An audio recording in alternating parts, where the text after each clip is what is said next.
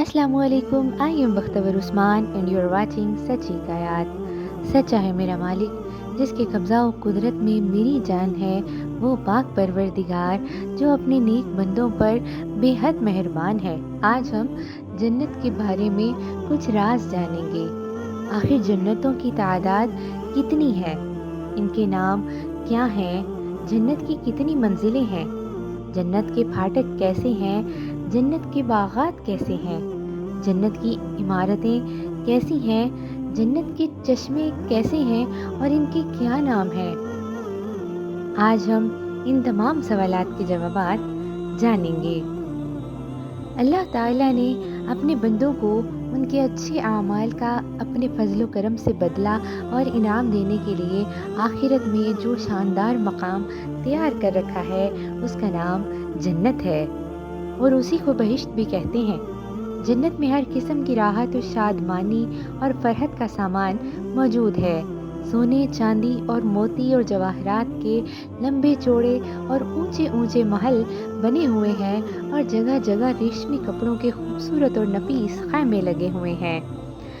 ہر طرف طرح طرح کے لذیذ اور دل پسند میووں کے گھنے شاداب اور سایہ دار درختوں کے باغات ہیں.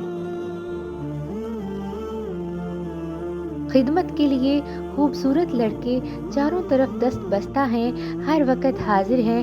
الغرض جنت میں ہر قسم کے بے شمار راحتیں اور نعمتیں تیار ہیں، اور جنت کی ہر نعمت اتنی بے نظیر اور اس قدر بے مثال ہے کہ نہ کبھی کسی آنکھ نے دیکھا، نہ کبھی کسی کان نے سنا، اور نہ کسی کے دل میں اس کا خیال بھی گزرا. جنتی لوگ بلا روک ٹوک ان تمام نعمتوں اور لذتوں سے لطف اندوز ہوں گے، اور ان تمام نعمتوں سے بڑھ کر جنت میں سب سے بڑی یہ نعمت ملے گی کہ جنت میں جنتیوں کو اللہ تعالی کا دیدار نصیب ہوگا. آخر جنت کہاں ہے؟ زیادہ صحیح قول یہ ہے کہ جنت 7ویں آسمان کے اوپر ہے، کیونکہ قرآن مجید میں ہے، یعنی سدرۃ المنتہا کے پاس ہی جنت المأویٰ ہے. اور ایک حدیث میں یہ آیا ہے کہ جنت کی چھت عرش پر ہے. جنتیں کتنی ہیں؟ جنتوں کی تعداد 8 ہے، جن کے نام یہ ہیں: دار الجلال، دار القرار، دار السلام، جنت العدن، جنت المأویٰ، جنت الخلد، جنت الفردوس اور جنت النعیم. جنت کی منزلیں. حدیث شریف میں ہے کہ جنت کے 100 درجے ہیں، اور ہر 2 درجوں کے درمیان 100 برس کی راہ ہے.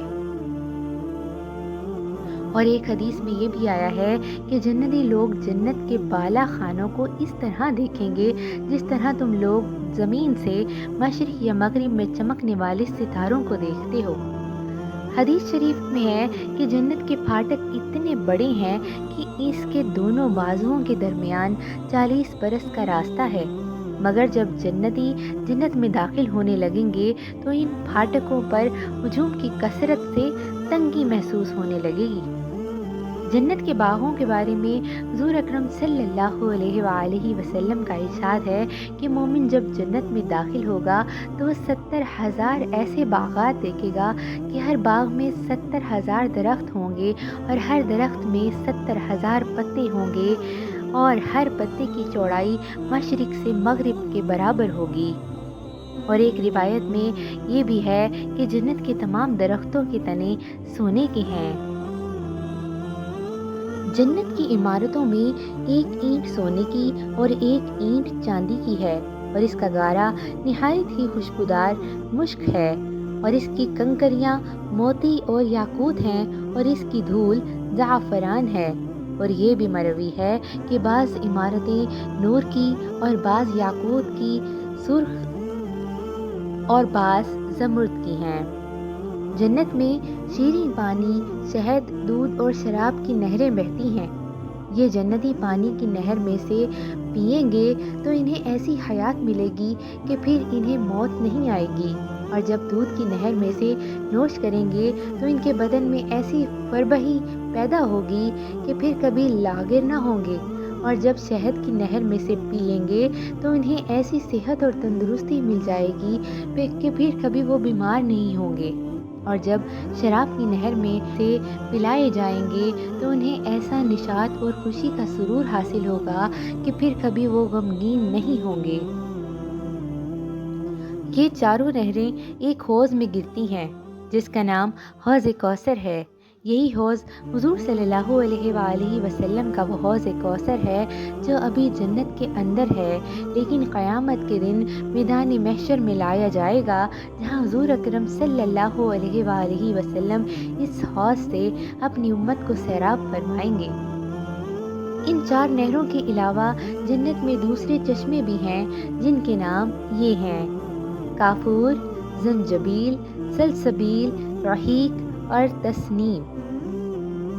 ہر جنتی خواہ بچپن میں مرا ہو یا بوڑھا ہو کر وفات پائی ہو، ہمیشہ جنت میں اس کی عمر 30 ہی برس کی رہے گی۔ اس سے زیادہ کبھی اس کی عمر نہیں بڑھے گی اور وہ ہمیشہ ہمیشہ اسی طرح جوان رہتے ہوئے آرام و راحت کی زندگی بسر کرتا رہے گا۔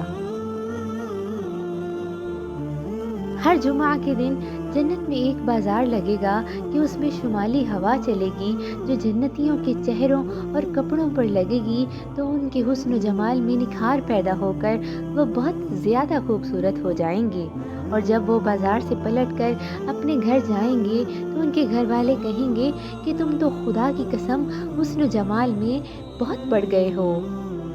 تو یہ لوگ کہیں گے کہ ہمارے پیچھے تم لوگوں کا حسن و جمال بھی بہت بڑھ گیا ہے۔